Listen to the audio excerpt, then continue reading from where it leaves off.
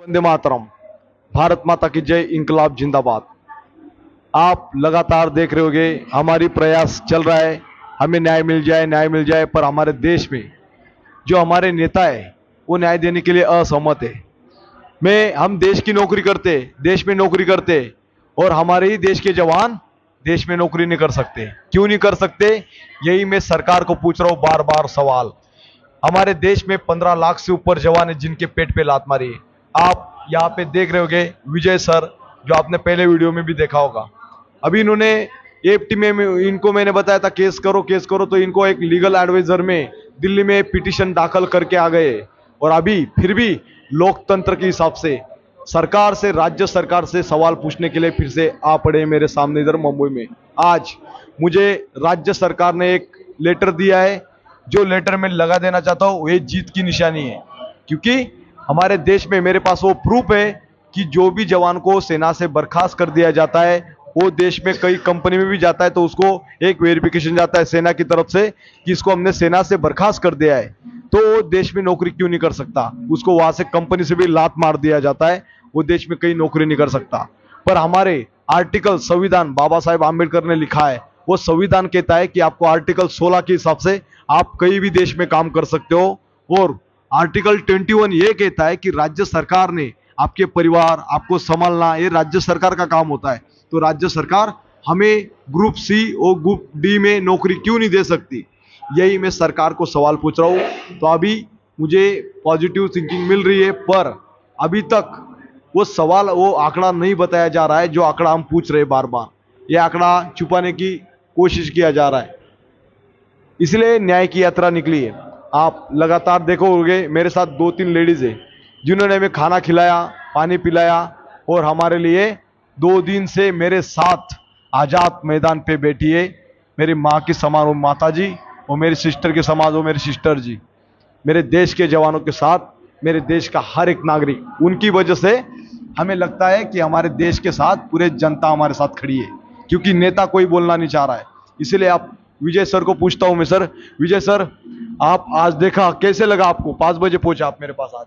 हाँ, मैं पहुंचा हूँ आज़ाद मैदान में। और ये जो आवाज़ उठाया है आपने, बहुत अच्छा आवाज़ उठाया है। ये खुद के लिए नहीं है, सब जवानों के लिए। सभी जवान इकट्ठा आना चाहिए और तभी ये उनको न्याय मिलेगा। हमारे और पीड़ित जवान कहीं आना नहीं चाहते क्योंकि उनके पास पैसा नहीं, कुछ वजह से प्रॉब्लम से आपकी फैमिली भी डिस्ट्रॉय हो गई, आप बर्बाद हो चुके हो। आपने कितना साल सेवा किया था, थोड़े में बता दो। मेरी 7 साल सर्विस हो गई थी, मेरी तो पूरी ज़िंदगी ख़त्म हो गई। मेरी कोई गलती नहीं होने के बावजूद भी मेरे को एडजुटेंट ने सर्विस फॉर डिसमिस कर दिया है। जहाँ भी जॉब के लिए जाता हूँ तो वहाँ पे पीपीओ मांगते हैं। पीपीओ बोले तो जिसको पेंशन है उसी को पीपीओ मिलेगा, तो वो कुछ सर्विस देने के लिए इनकार कर देते। और आपका जो पैसा 7 साल का पैसा मिला? कुछ नहीं पैसा उठाया, ना एजीआई फंड उठाया, ना कोई नहीं। यही स्कैम में निकलना चाहता हूं। अभी मैंने 11 साल देश की हिफाजत की, तो मुझे अपने ही देश में मेरा ही पैसा नहीं मिला है। तो आप सोचो ये कितना बड़ा स्कैम है। हर जवान का 10 साल का पैसा, मान लो किसी का 10 लाख, किसी का 5 लाख, अगर सरकार ने आंकड़ा बता दिया तो उसका पैसा सरकार को देना पड़ेगा।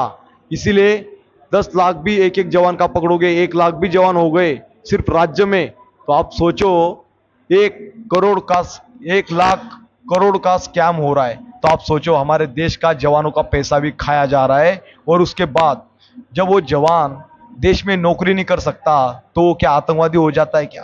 ये सवाल मैं बार बार सरकार को पूछ रहा हूं। हम देश की हिफाजत के लिए गए थे पाकिस्तान में। कई लोग बोलते हैं आप कैसे गए कैसे गए, तो मैं ही आप लोगों को पूछ रहा हूं मैं कैसे गया, आप मुझे बताइए। और सरकार को पूछिए हम कैसे गए। सर्जिकल स्ट्राइक के ऊपर बहुत ज्यादा राजनीति होती है।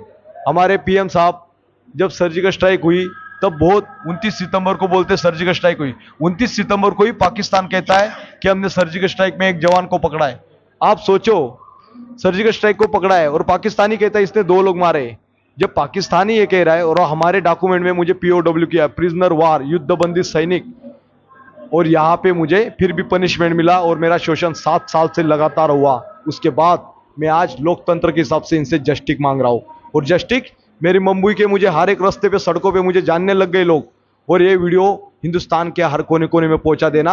और कोई पीड़ित जवान होगा तो उसको बताओ कि आपका मिलिट्री का कोड भी आपको बताता है सेना से निकालने के बाद आपको नौकरी का अधिकार है। उसके बाद हमारे पास चंडीगढ़ हाई कोर्ट का भी डिसीजन है कि आपको नौकरी का अधिकार है, पेंशन का भी आपको अधिकार है। उसके बाद सुप्रीम कोर्ट भी आपको ये कहता है कि आपको पेंशन भी दिया जाएगा, आपको नौकरी भी दिया जाएगा। और यही मैं सरकार को बता रहा हूँ कि हमारे पीड़ित जवान को कई को पता ही नहीं केस कैसे होते हैं, क्या होता है। AFT arm forces tribunal court में वही अधिकारी बैठे रहते हैं जो हमें पनिशमेंट देते हैं। इसमें सिविल स्टाफ हो और उसके बाद जब भी जवानों को पनिशमेंट दिया जाए तब भी वीडियो ऑडियोग्राफी की कॉपी जवान के हाथ में हो, ताकि ये शोषण रुक जाए। यही शोषण रोकने की लड़ाई है और लगातार इनको महाराज को पूछने के लिए जा रहा हूं तो ये बताने में असमर्थ है। इसीलिए नेताओं को पूछ रहा हूं, इसीलिए मैं लोकतंत्र के हिसाब से मंत्रालय के सामने बार बार जा रहा हूं। जब मुझे मंत्रालय से वहां से उठा के पुलिस वाले ले जा रहे, मैंने कहा कि मेरे खिलाफ एफआईआर कर दीजिए, मैं कोर्ट में खड़ा हो जाऊंगा कि हम आतंकवादी क्या, कोर्ट को ही पूछने लग जाऊंगा। तो मुझे वहां से अभी छोड़ दिया है। अभी हम मुंबई के यहाँ पे एक स्टेशन पे बैठे सोए, वहां पे जिंदगी गुजारेंगे। फिर कल मेरी वो दादी माँ, वो सिस्टर समान बहन, वो मेरे साथ आएंगी। फिर हम लास्ट में एक बार फिर से प्रयास करेंगे और आगे का प्लान हम फिर से वीडियो के माध्यम से आपको बताएंगे। इस वीडियो को हिंदुस्तान के हर कोने में पहुंचाओ। और विजय सर आए, कल और एक बंदा आ रहा है जो आज रात को निकला है, उसने मुझे बताया है। अगर पहुंच गया तो अच्छी बात है। और कई जवान पीड़ित है जिसकी डायरी में नोट डायरी करके रखा हूं। आपको भी पता है मैंने कितने नोट किया है। बहुत जवान, उनको फोन लगा के बुला रहा हूं। आप लोगों को पूरी जनता प्यार करेगी, जनता आपका दर्द देखेगी। इसलिए आपको बोल रहा हूं, आपको निकलो जल्दी, चाहे पैरामिलिट्री से हो, चाहे जवान किसी भी सेना से जुड़ा हो, आपको आपका न्याय मिलेगा। आपको अधिकार है, संविधान आपको पूरा अधिकार देता है।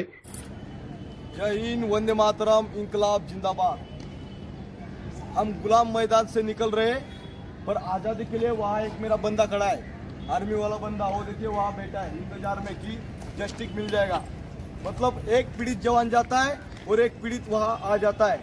ये हमारा सिलसिला जारी है। देखो ये बंदा है, सर आजा तू इधर, बताओ आपके साथ क्या हुआ था, आर्मी में कैसे हुआ था आपके साथ? मैं 4 दिन लेट होने के बावजूद भी मेरे को सर्विस पर डिसमिस किया गया है। हाँ। और ये सारी कहानी मैं अपने हाथों से पूरा मुख्यमंत्री से लेके प्रधानमंत्री सबको दिया हूँ, फिर भी कोई हल नहीं निकला। और आज मैं कल दिल्ली गया, दिल्ली से यहाँ पे आया, टिकट होने के बावजूद भी मेरा अभी चालान काटा है 1260 रुपये का। 8 टीसी मेरे बाजू बिना टिकट प्रवास भी नहीं कर रहे, फिर भी वो जनरल की टिकट होने के बावजूद उसने मेरे से ऐसा किया। पैसा नहीं होने के बाद इधर उधर से भीख मांग के आ रहे, फिर भी कोई हल नहीं निकल रहा है। अभी आपका परिवार क्या हुआ? परिवार तो मेरा पूरा टूट गया है। अभी वो किराए के वाला मेरे को तो बोल रहा है पूरे बर्तन फेंकूंगा, 4 महीने का भाड़ा हो गया है, लेकिन कोई हल नहीं निकल रहा है इसका वाला। कोई बात नहीं, यहाँ ये माता जी को दिखाइए। ये माता जी हमारे साथ खड़ी है। अभी देखो आजाद मैदान में छोड़ रहा हूँ, यहाँ स्कूल कॉलेज बंद हो रहा है। उससे पहले मेरा भाई दिल्ली से अभी सीधा यात्रा लेके इधर पहुँचता है। ये है हमारी पीड़ित जवानों का दर्द की कहानी।